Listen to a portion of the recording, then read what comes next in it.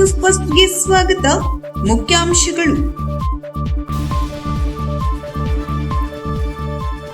3 ಎಕರೆ ಹೈಕೋರ್ಟ್ನಲ್ಲಿನ ಅರ್ಜಿ ಸಮರ್ಥವಾದಕ್ಕೆ advocate general ಜೊತೆ ಚರ್ಚೆ, ಸಚಿವ ಜಾರಕಿಹೊಳಿ.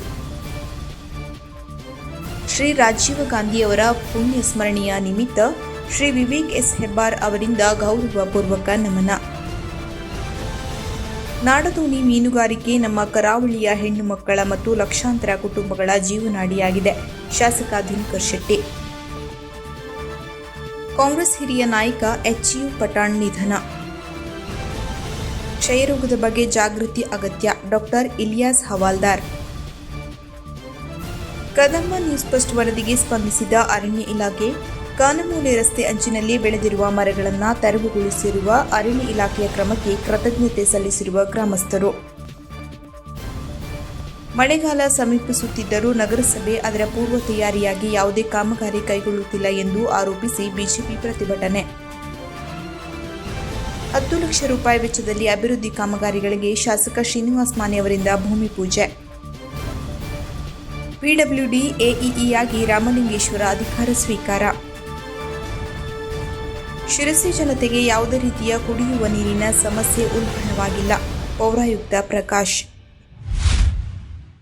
3 ಎಕರೆ ಒಣಗಿದ ಅರಣ್ಯವಾಸಿಗಳ ಸಾಗುವಳಿ ಕ್ಷೇತ್ರದ ಆದೇಶಕ್ಕೆ ಸರ್ಕಾರ ಬದ್ಧವಾಗಿದ್ದು, ಆದೇಶ ರದ್ದುಪಡಿಸಲು ಹೈಕೋರ್ಟ್ನಲ್ಲಿ ದಾಖಲಾದ ಸಾರ್ವಜನಿಕ ಹಿತಾಸಕ್ತಿ ಅರ್ಜಿಯಲ್ಲಿ ಸರ್ಕಾರವು ಅರಣ್ಯವಾಸಿಗಳ ಪರ ಸಮರ್ಥ ವಾದ ಮಂಡಿಸಲು ಕರ್ನಾಟಕ ಹೈಕೋರ್ಟಿನ ಅಡ್ವೊಕೇಟ್ ಜನರಲ್ ಹಾಗೂ ಸರ್ಕಾರದ ವಕೀಲ ತಂಡದೊಂದಿಗೆ ಚರ್ಚಿಸಲಾಗುವುದು ಎಂದು ಹಿರಿಯ ಸಚಿವ ಸತೀಶ್ ಜಾರಕಿಹೊಳಿ ಅವರು ಹೇಳಿದ್ದಾರೆ ಎಂದು ಹೋರಾಟಗಾರರ ವೇದಿಕೆಯ ಅಧ್ಯಕ್ಷ ರವೀಂದ್ರ ನಾಯ್ಕ್ ಪ್ರಕಟಣೆಯಲ್ಲಿ ತಿಳಿಸಿದ್ದಾರೆ. ಅವರು ಗುರುವಾರ ಸಚಿವರ ಗೃಹ ಕಚೇರಿಯಲ್ಲಿ ಸಚಿವರನ್ನ ಭೇಟಿಯಾಗಿ ಹೈಕೋರ್ಟ್ನಲ್ಲಿ ದಾಖಲಾದ ಸಾರ್ವಜನಿಕ ಹಿತಾಸಕ್ತಿ ಅರ್ಜಿಗೆ ಸಂಬಂಧಿಸಿದ ದಾಖಲೆಗಳನ್ನು ಸಲ್ಲಿಸಿದರು. ಟೆಲಿಕಾಂ ಕ್ರಾಂತಿ, ಕಂಪ್ಯೂಟರೀಕರಣ, ಪಂಚಾಯತ್ ರಾಜ್ ಮೂಲಕ ಆಧುನಿಕ ಭಾರತವನ್ನ ಕಟ್ಟಿದ ಮಾಜಿ ಪ್ರಧಾನಿ, ಭಾರತ ರತ್ನ ಶ್ರೀ ರಾಜೀವ್ ಗಾಂಧಿಯವರ ಪುಣ್ಯ ಸ್ಮರಣೆಯೆಂದು ಶ್ರೀ ವಿವೇಕ್ ಎಸ್ ಹೆಬ್ಬಾರ್, ಕೆಪಿಸಿಸಿ ಸದಸ್ಯರು, ಯಲ್ಲಾಪುರ, ಮುನಗೋಡ್, ಬನವಾಸಿ ವಿಧಾನಸಭಾ ಕ್ಷೇತ್ರ ಇವರು ನಿಮ್ಮ ತ್ಯಾಗ ಬಲಿದಾನವನ್ನು ಈ ದೇಶ ಎಂದಿಗೂ ಮರೆಯುವುದಿಲ್ಲವೆಂದು ಗೌರವಪೂರ್ವಕ ನಮನವನ್ನ ಸಲ್ಲಿಸಿದರು. ವಿಕಾಸಸೌಧದಲ್ಲಿ ಹಮ್ಮಿಕೊಂಡ ನಾಡದೋಣಿಗಳಿಗೆ ರಿಯಾಯಿತಿ ದರದಲ್ಲಿ ಸೀಮೆ ಎಣ್ಣೆ ನೀಡುತ್ತಿರುವ ವಿಷಯದ ಕುರಿತು ಮೀನುಗಾರಿಕೆ, ಬಂದರು ಮತ್ತು ಒಳನಾಡು ಜಲಸಾರಿಗೆ ಸಚಿವರ ಅಧ್ಯಕ್ಷತೆಯಲ್ಲಿ ನಡೆದ ಸಭೆಯಲ್ಲಿ ನಮ್ಮ ಭಾಗದ ಮೀನುಗಾರ ಪ್ರಮುಖರ ಜೊತೆ ಪಾಲ್ಗೊಂಡು ನಾಡದೋಣಿ ಮೀನುಗಾರಿಕೆ ಮತ್ತು ಕರಾವಳಿಯ ಹೆಣ್ಣು ಮಕ್ಕಳ ಮತ್ತು ಲಕ್ಷಾಂತರ ಕುಟುಂಬಗಳ ಜೀವನಾಡಿಯಾಗಿದೆ. ಸೀಮೆ ಎಣ್ಣೆ ಕೊರತೆಯಿಂದಾಗಿ ಮೀನುಗಾರರು ಸಮುದ್ರಕ್ಕೆ ಇಳಿಯಲಾಗದ ಪರಿಸ್ಥಿತಿ ನಿರ್ಮಾಣವಾಗಬಾರದು.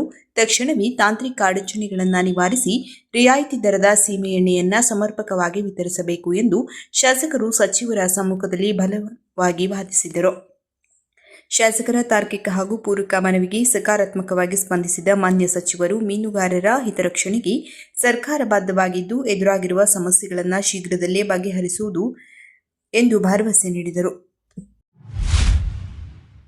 ಕಾಂಗ್ರೆಸ್ ಪಕ್ಷದ ಹಿರಿಯ ನಾಯಕ ದಿವಂಗತ ಬಂಗಾರಪ್ಪನವರ ಆಪ್ತ ಶಿಷ್ಯ ಎಂದೇ ಒಂದು ಕಾಲದಲ್ಲಿ ಗುರುತಿಸಿಕೊಂಡಿದ್ದ ಎಚ್.ಯು. ಪಠಾಣ್ ಇಂದು ನಸುಕಿನ ಜಾವ ನಿಧನರಾದ ಸುದ್ದಿ ವರದಿಯಾಗಿದೆ. ಸ್ಥಳೀಯ ರಾಜಕಾರಣದಲ್ಲಿ ಕಾಂಗ್ರೆಸ್ನ ನಿಷ್ಠಾವಂತ ಕಾರ್ಯಕರ್ತನಾಗಿ ತನ್ನದೇ ಆದ ಛಾಪ ಮೂಡಿಸಿದ್ದ ಎಚ್.ಯು. ಪಠಾಣ್ ನಗರದ ಹವಾಲ್ದಾರ್ ಗಲ್ಲಿಯಲ್ಲಿರುವ ತಮ್ಮ ನಿವಾಸದಲ್ಲಿ ಕೊನೆಯುಸಿರೆಳೆದರು. ಅವರು 2 ಪುತ್ರಿಯರು, ಅಪಾರ ಬಂಧು ಬಳಗವನ್ನ ಹಾಗೂ ಅಭಿಮಾನಿಗಳನ್ನ ಆಗಲಿದ್ದಾರೆ. ಅವರ ನಿಧನಕ್ಕೆ ಗಣ್ಯರು ಸಂತಾಪ ಸೂಚಿಸಿದ್ದಾರೆ.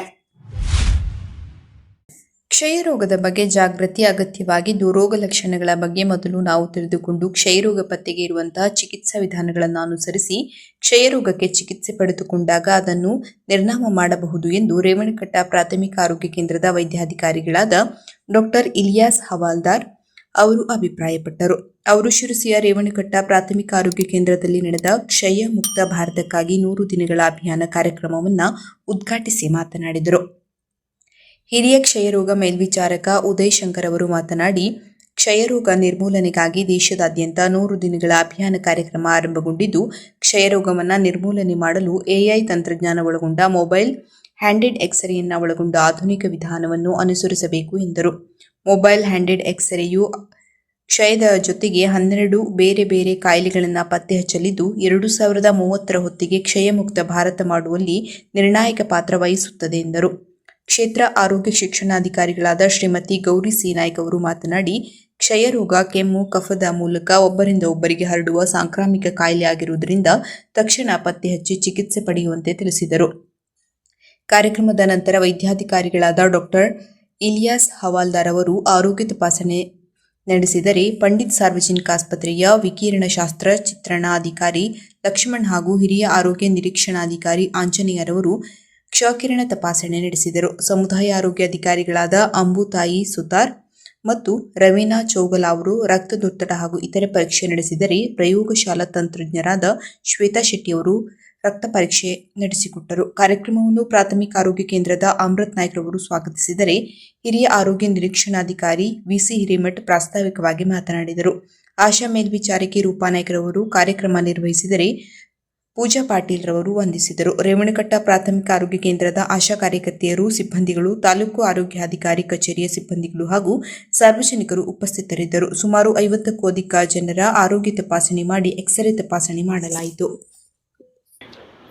ಈಗಾಗಲೇ ಹೇಳಿದ್ರು, ಕ್ಷಯರೋಗ ಟಿಬಿ ಗೊತ್ತಿದಲ್ವ ನಿಮ್ಗೆಲ್ರಿಗೂ?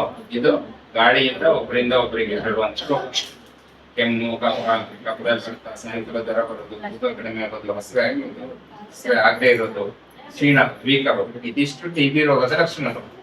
ಈ ಲಕ್ಷಣಗಳು ಕಂಡು ಬಂದಲ್ಲಿ ನಾವು ಇಷ್ಟು ದಿನ ಏನ್ ಮಾಡ್ತಿದ್ವಿ, ಕಫ ಪರೀಕ್ಷೆ ಮಾಡ್ತಿದ್ವಿ. ಎಲ್ಲ ಇಲ್ಲಿ ರೇವಣಕಟ್ಟ ಆಸ್ಪತ್ರೆಯಲ್ಲಿ ಕಫ ಪರೀಕ್ಷೆ ಇದೆ. ಅದಾದ ನಂತರ ಸಿಬಿ ನಟ್ ಅಂತ ಹೇಳಿ ಒಂದು ಹೊಸ ಯಂತ್ರ ಇದೆ ನಮ್ದು ತಾಲೂಕು ಹಾಸ್ಪಿಟಲ್ ಅಲ್ಲಿ.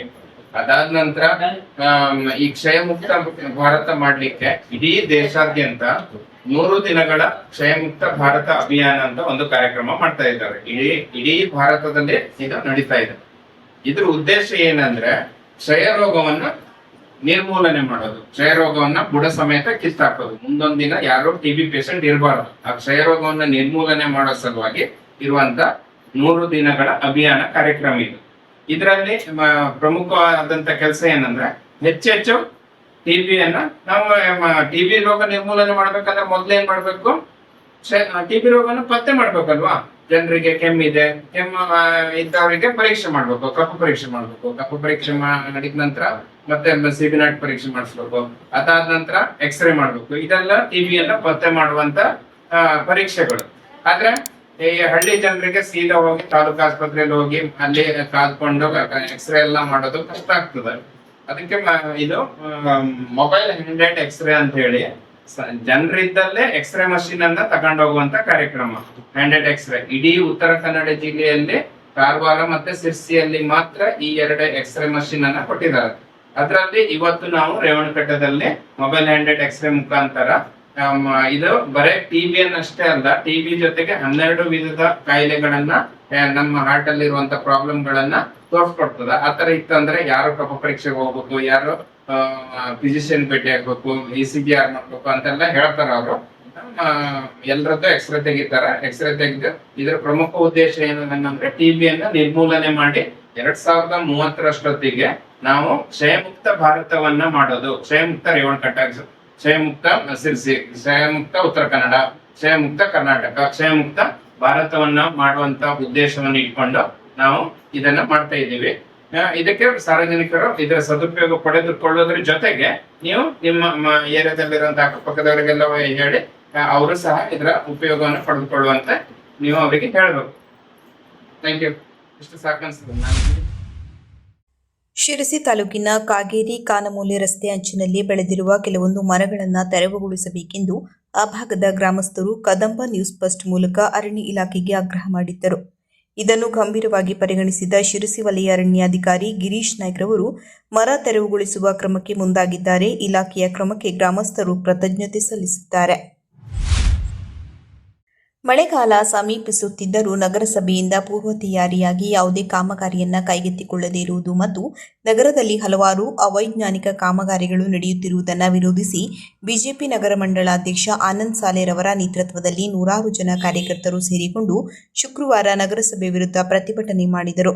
ನಂತರ ಮಾತನಾಡಿದ ಬಿಜೆಪಿ ನಗರ ಮಂಡಳಾಧ್ಯಕ್ಷ ಆನಂದ್ ಸಾಲೇರವರು, ನಗರದಲ್ಲಿ ನಗರಸಭೆಯಿಂದ ಅವೈಜ್ಞಾನಿಕ ಕಾಮಗಾರಿಗಳು ನಡೆಯುತ್ತಿವೆ ಮತ್ತು ಕೆಲವಷ್ಟು ವಾರ್ಡ್ಗಳಲ್ಲಿ ಕೆಲಸವಾದರೆ ಇನ್ನೂ ಕೆಲವೊಂದು ವಾರ್ಡ್ಗಳಲ್ಲಿ ಕೆಲಸ ನಡೆಯುತ್ತಿಲ್ಲ. ಇದರಿಂದ ಸಾರ್ವಜನಿಕರಿಗೆ ಕಿರಿಕಿರಿ ಉಂಟಾಗಿದೆ ಎಂದು ನಗರಸಭೆ ವಿರುದ್ಧ ಆಕ್ರೋಶ ವ್ಯಕ್ತಪಡಿಸಿದರು.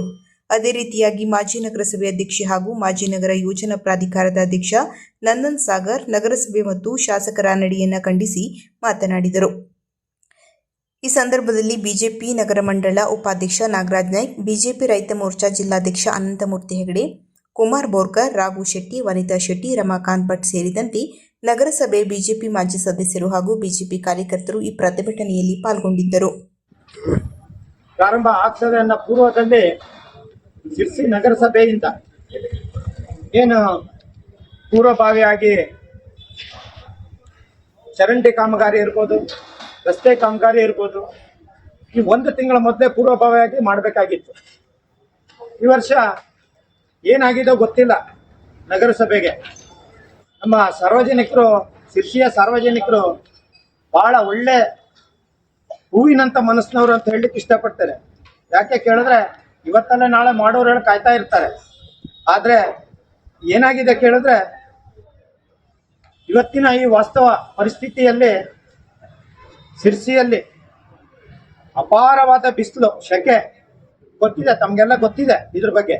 ಇದ್ರ ಪರಿಣಾಮವಾಗಿ ಈ ವರ್ಷದ ಮಳೆಗಾಲ ಹೇಗಿರ್ತದೆ ಅನ್ನೋದು ತಮ್ಮ ಗಮನದಲ್ಲಿದೆ. ಹಾಗಾಗಿ ಪೂರ್ವಭಾವಿಯಾಗಿ ಇವತ್ತುವರೆಗೆ ಏನನ್ನೂ ಕಾಮಗಾರಿಯನ್ನು ಕೈಗೊಳ್ಳಲಿಲ್ಲ. ರಸ್ತೆಗಳಲ್ಲಿ ಕಚ್ಚಾ ಚರಂಡಿ ಮಾಡ್ತಿದ್ರು. ಆ ಚರಂಡಿಗಳು ಇನ್ನುವರೆಗೆ ಟೆಂಡರ್ ಕರೆದಿದ್ದಾರ ಬಿಟ್ಟಿದ್ದಾರ ಗೊತ್ತಿಲ್ಲ. ಅದ್ರ ಬಗ್ಗೆ ಮಾಹಿತಿ ತಗೊಳ್ಬೇಕಾಗಿದೆ ಇವತ್ತು ಪೌರಾಯುಕ್ತರ ಬಳಿ ಹೋಗಿ. ಹಾಗೆ ಈ ಚರಂಡಿಗಳನ್ನು ಸ್ವಚ್ಛಗೊಳಿಸೋದ್ರಲ್ಲಿ ಎಲ್ಲ ಚರಂಡಿಗಳು ಹೂಳು ತುಂಬೋಗಿದೆ, ಎಲ್ಲ ಗಿಡಗಂಟೆ ಬೆಳೆದೋಗಿದೆ. ನೀವು ಮಾಡ್ತಾ ಇದ್ದೀರಿ, ಆದರೆ ನೀವು ಮಾಡ್ತಾ ಇರೋದು ಅದು ಸಾಲ್ತಾ ಇಲ್ಲ. ಇವತ್ತು ನೋಡಿ, ಒಂದು ಚರಂಡಿ ಎತ್ತಿಟ್ರೆ ಕನಿಷ್ಠ 15ರಿಂದ 20 ದಿನ ಬೇಕು ಆ ಕಸವನ್ನು ತಿಕ್ಕಲಿಕ್ಕೆ. ಯಾರು ಇದ್ರ ಜವಾಬ್ದಾರಿ? ಯಾರು ಇದು? ಯಾರು ತಗೊಳ್ಬೇಕು? ಇದು ನಾವು ಮನೆ ಪೌರಾಯುಕ್ತರಲ್ಲಿ ನಾವು ಕೇಳ್ತೇವೆ. ಹಾಗೆ ಒಂದು ಚರಂಡಿ ಕ್ಲೀನ್ ಮಾಡಲಿಕ್ಕೆ ಅಲ್ಲಿಯ ಭಾಗದ ಜನರು, ನಗರಸಭಾ ಸದಸ್ಯರು ಹೇಳಲಿಕ್ಕೆ ಕಳಿಸಿದ್ರೆ ಒಬ್ಬರೆಲ್ಲ 2 ಕಳಿಸ್ತೀರಿ. ಆದ್ರೂ ಯಾವಾಗ ಕಳಿಸ್ತೀರಿ ಅಂತಂದ್ರೆ ಹೇಳು ಒಂದು 8 ದಿನ ಆಗಬೇಕು, ಇಲ್ಲ ಒಂದು 15 ದಿನ ಆಗಬೇಕು. ಅಷ್ಟರಲ್ಲಿ ಈಗ ಮೊನ್ನೆ ಬಂದ ಅಕಾಲಿಕ ಮಳೆ ನಮಗೆಲ್ಲ ಗಮನದಲ್ಲಿದೆ. ಆ ಮಳೆಯಿಂದ ಎಲ್ಲ ಚರಂಡಿಗಳು ಉಕ್ಕಿ ಬ್ಲಾಕ್ ಆಗಿ ಎಲ್ಲ ರಸ್ತೆಗೆಲ್ಲ ನೀರು ಬಂದು ಕೆಲವು ಮನೆಗಳಲ್ಲೂ ನೀರು ಹೋಗಿದೆ.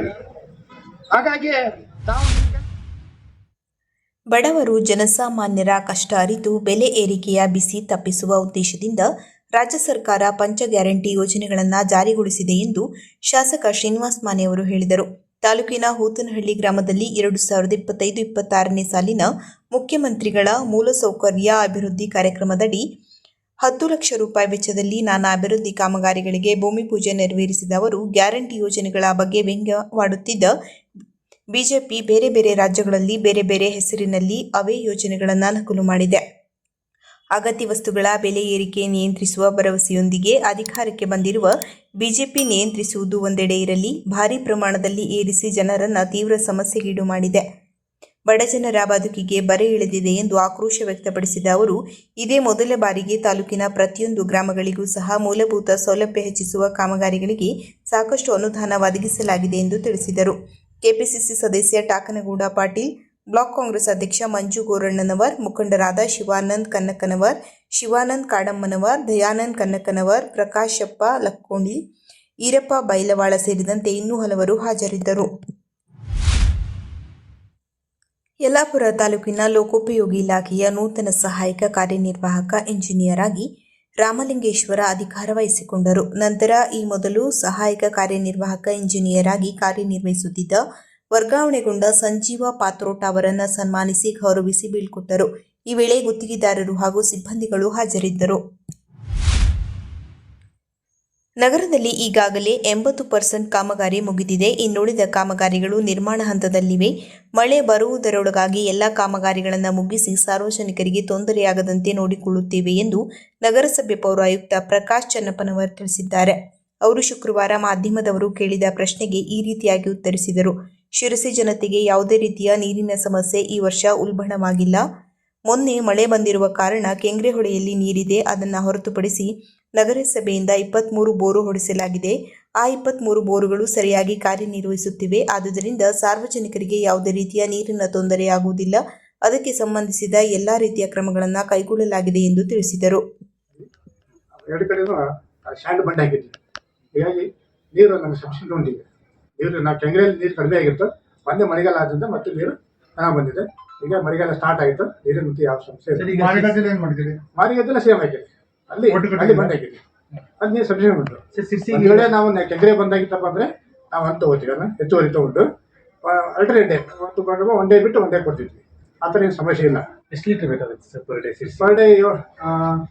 7.35 ml ಸಫಿಷಿಯಂಟ್ ಇದೆ ಏನು ಸರ್. ಅಂದ್ರೆ ಈ ವರ್ಷ ಎಲ್ಲಿ ಇದೆ ಇನ್ ಕೇಸ್ ಮಳೆ ಆಗಿಲ್ಲ ಇದಾಯ್ತು ಅಂದ್ರೆ ಎಷ್ಟು ದಿವಸದವರೆಗೆ ಈ ತರ ಈ ತಿಂಗಳು ಎಂದವರೆಗೆ ಏನು ತೊಂದರೆ ಇಲ್ಲ. ಬೋರ್ ಎಷ್ಟು ವರ್ಷದಿದೆ? ಬೋರ್ 23 ಬೋರ್ ರೆಡಿ ಇದೆ, ನೀರಿದೆ, ಡೈರೆಕ್ಟ್ ಲಿಂಕ್ ಇದೆ. 23 ನೀರಿದೆ. ನೀರು ಟೆಸ್ಟ್ ಮಾಡಿದ್ದೀವಿ. ಏನಾರ ಸ್ವಲ್ಪ ಸಮಸ್ಯೆ ಆದ್ರೆ ಇಮಿಡಿಯೇಟ್ ನಾವು ಬೋರ್ ಚೇಂಜ್ ಮಾಡಿ ನೀರು ಬಂದು ವ್ಯವಸ್ಥೆ ಆಗ್ತಾ ಇದೆ. ಈಗಾಗಲೇ ನಾವು ಪೂರ್ವವಾಗಿ ಮಳೆ ಪೂರ್ವವಾಗಿ ನಮಗೆ ಮೊನ್ನೆ MP ಸಾಹೇಬರು, MLA ಸಾಹೇಬರು, ಮೊನ್ನೆ ಜಿಲ್ಲಾಧಿಕಾರಿಗಳು, ಹಾಗೂ ಆಡಳಿತಾಧಿಕಾರಿಗಳು, ಹಾಗೂ ನಮ್ಮ PD ಅವರು ಎಲ್ಲ ನಮ್ಮ ಮೀಟಿಂಗ್ ಕಡೆ ಇನ್ಸ್ಟ್ರಕ್ಷನ್ ಕೊಟ್ಟಿದ್ದಾರೆ. ಯಾವ ಥರ ಏನು ಮಾಡಬೇಕು, ಖಾಲಿ ಓಡಿ ಹತ್ತ ಆಯಿತು, ನೀರಿಂದ ಆಯಿತು, ಯಾವ ಸಮಸ್ಯೆ ಬಿಡಲಿ ಮೇಂಟೈನ್ ಮಾಡಬೇಕು ಅಂತ ಆರ್ಡರ್ ಮಾಡಿದೆ. ಆ ಥರ ಮಾಡ್ತಾ ಇದ್ದೀವಿ, ಯಾವ ಸಮಸ್ಯೆ ಇಲ್ಲ. ಅಲ್ಲಿ ಕೆಲವೊಂದೆಲ್ಲ ಕಾಮಗಾರಿ ಆಗ್ತಾ ಇದೆ. ನೋಡಿ ಎಲ್ಲ ಕಾಮಗಾರಿನ ಆಗ್ತಾ ಇದ್ದಾವೆ. ಡಾಂಬರ್ ರಸ್ತೆ ಬಂದ್ ಮಾಡಿದ್ದೀವಿ, ಎಲ್ಲಿ ಮಾಡ್ತಾ ಇದ್ದೀವಿ, ಡಾಂಬರ್ ರಸ್ತೆ ಬಂದ್ ಆಯ್ತು. ಈಗೆಲ್ಲ ಅದು ನಿಮ್ದು ಅವರು ರಸ್ತೆ ಹೇಳಿದ್ರಲ್ಲ ಹಂಪ್ಸಿಂದು ಹಂಪ್ಸ್ ಮಾಡಿದ್ದಾರೆ, ಕರೆಕ್ಟ್ ಇದೆ. ಅದಕ್ಕೆ ವೈಟ್ ಪೇಂಟಿಂಗ್ ಹೊಡಿದ್ರು, ಪೇಂಟ್ ಮಾಡ್ತಾರೆ. ಸರ್, ಅವೇ ಮರಿಯಾ ಸ್ಕೂಲ್ ಹತ್ರ ಅಲ್ಲಿ ರೋಡು ರಸ್ತೆ ಅಗಲೀಕರಣ ಮಾಡದೆ ಡಿವೈಡರ್ ಮಾಡತ್ತಾರೆ ಸರ್. ಇದಕ್ಕೇನು ಪ್ರತಿಕ್ರಿಯೆ? ಅವೇ ಮರಿಯಾ ಸ್ಕೂಲು ಅವೇ ಮನೆ ಸ್ಕೂಲ್ ಇದೆ ಹಾಂ ಸರ್, ಇಲ್ಲಿ ಗೌರ್ಮೆಂಟ್ ಇಲ್ಲಿ ಸರ್ ಜೂ ಸರ್ಕಲ್ ಇಂದ ಮುಂದೆ. ಸರ್ಕಾರ ಮುಂದೆ ರೋಡ್ ಏನು ಡಿವೈಡರ್ ಹಾಕಿದ ಇದ್ರ ಬಟ್ ಎರಡು ಗಾಡಿ ಪ್ರಾಸೆಸ್ ಆಯ್ತು. ಪಿಡಿ ಇಲಾಖೆ ಬರ್ತದೆ, ಅವ್ರು ಏನು ಮಾಧ್ಯಮದ ಆ ಪ್ರಕಾರ ಮಾಡ್ತಾರೆ, ಇಲಾಖೆ ಮಾಡ್ತಾರೆ. ಕೊನೆಯಲ್ಲಿ ಮತ್ತೊಮ್ಮೆ ಮುಖ್ಯಾಂಶಗಳು. 3 ಎಕರೆ ಹೈಕೋರ್ಟ್ನಲ್ಲಿನ ಅರ್ಜಿ ಸಮರ್ಥವಾದಕ್ಕೆ ಅಡ್ವೊಕೇಟ್ ಜನರಲ್ ಜೊತೆ ಚರ್ಚೆ, ಸಚಿವ ಜಾರಕಿಹೊಳಿ. ಶ್ರೀ ರಾಜೀವ್ ಗಾಂಧಿಯವರ ಪುಣ್ಯ ಸ್ಮರಣೆಯ ನಿಮಿತ್ತ ಶ್ರೀ ವಿವೇಕ್ ಎಸ್ ಹೆಬ್ಬಾರ್ ಅವರಿಂದ ಗೌರವಪೂರ್ವಕ ನಮನ. ನಾಡದೋಣಿ ಮೀನುಗಾರಿಕೆ ನಮ್ಮ ಕರಾವಳಿಯ ಹೆಣ್ಣು ಮಕ್ಕಳ ಮತ್ತು ಲಕ್ಷಾಂತರ ಕುಟುಂಬಗಳ ಜೀವನಾಡಿಯಾಗಿದೆ, ಶಾಸಕ ದಿನಕರ್ ಶೆಟ್ಟಿ. ಕಾಂಗ್ರೆಸ್ ಹಿರಿಯ ನಾಯಕ HU ಪಠಾಣ್ ನಿಧನ. ಕ್ಷಯರೋಗದ ಬಗ್ಗೆ ಜಾಗೃತಿ ಅಗತ್ಯ, ಡಾಕ್ಟರ್ ಇಲಿಯಾಸ್ ಹವಾಲ್ದಾರ್.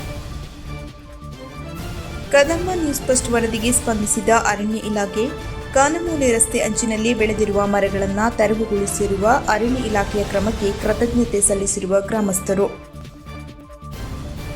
ಮಳೆಗಾಲ ಸಮೀಪಿಸುತ್ತಿದ್ದರೂ ನಗರಸಭೆ ಅದರ ಪೂರ್ವ ತಯಾರಿಯಾಗಿ ಯಾವುದೇ ಕಾಮಗಾರಿ ಕೈಗೊಳ್ಳುತ್ತಿಲ್ಲ ಎಂದು ಆರೋಪಿಸಿ ಬಿಜೆಪಿ ಪ್ರತಿಭಟನೆ. 10 ಲಕ್ಷ ರೂಪಾಯಿ ವೆಚ್ಚದಲ್ಲಿ ಅಭಿವೃದ್ಧಿ ಕಾಮಗಾರಿಗಳಿಗೆ ಶಾಸಕ ಶ್ರೀನಿವಾಸ್ ಮಾನೆ ಅವರಿಂದ ಭೂಮಿ ಪೂಜೆ. PWD AEEಯಾಗಿ ರಾಮಲಿಂಗೇಶ್ವರ ಅಧಿಕಾರ ಸ್ವೀಕಾರ. ಶಿರಸಿ ಜನತೆಗೆ ಯಾವುದೇ ರೀತಿಯ ಕುಡಿಯುವ ನೀರಿನ ಸಮಸ್ಯೆ ಉಲ್ಬಣವಾಗಿಲ್ಲ, ಪೌರಾಯುಕ್ತ ಪ್ರಕಾಶ್. ಕದಂಬ ನ್ಯೂಸ್ ಫಸ್ಟ್, ನಿರ್ಭೀತಿಯಿಂದ ನಿಮ್ಮ ಪರವಾಗಿ.